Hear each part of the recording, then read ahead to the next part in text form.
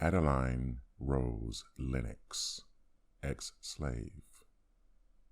Adeline Rose Lennox was born of slave parents at Middle, sometimes known as Paris, Tennessee, October 25th, 1849.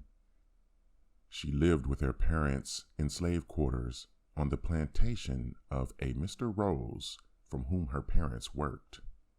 These quarters were log houses, a distance from the master's mansion. At the age of 7 years, Adeline was taken from her parents to work at the home of a son of Mr. Rose, who had recently been married. She remembers well being taken away, for she said she cried.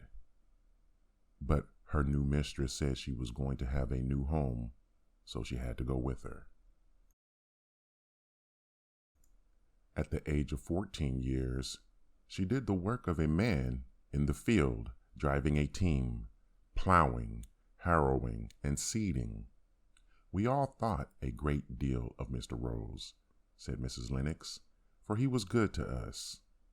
She said that they were well fed, having plenty of corn, peas, beans, and pork to eat, more pork then than now.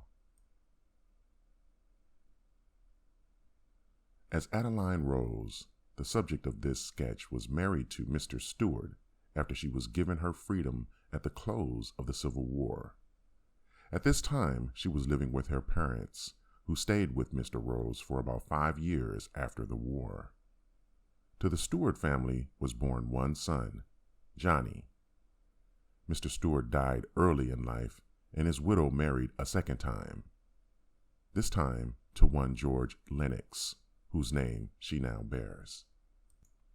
Johnny married young and died young, leaving her alone in the world with the exception of her daughter-in-law. After her second husband's death, she remained near Middle, Tennessee until 1924, when she removed to Elkhart to spend the remainder of her life living with her daughter-in-law, who had remarried and is now living at 1400 South 6th Street, Elkhart, Indiana. In the neighborhood, she is known only as Granny. While I was having this interview, a colored lady passed, and this conversation followed. "Good morning, Granny. How are you this morning?" "Only tolerable, thank you," replied Granny. The health of Mrs. Lennox has been failing for the past 3 years, but she gets around quite well for a lady who will be 88 years old on the 25th day of this October. She gets an old age pension of about $13 per month.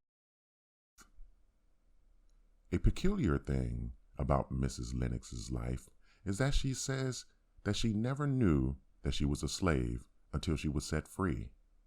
Her mistress then told her that she was free and she could go back to her father's home, which she did rather reluctantly. Mrs. Lennox smokes, enjoys cornbread and boiled potatoes as food, but does not enjoy automobiles, as they are too bumpy and they gather too much air, she says. "I do not eat sweets," she remarks. "My one ambition in life is to live so that I may claim heaven as my home when I die." There is a newspaper picture in the office along with an article published by the Elkhart Truth. This is being sent to Indianapolis today.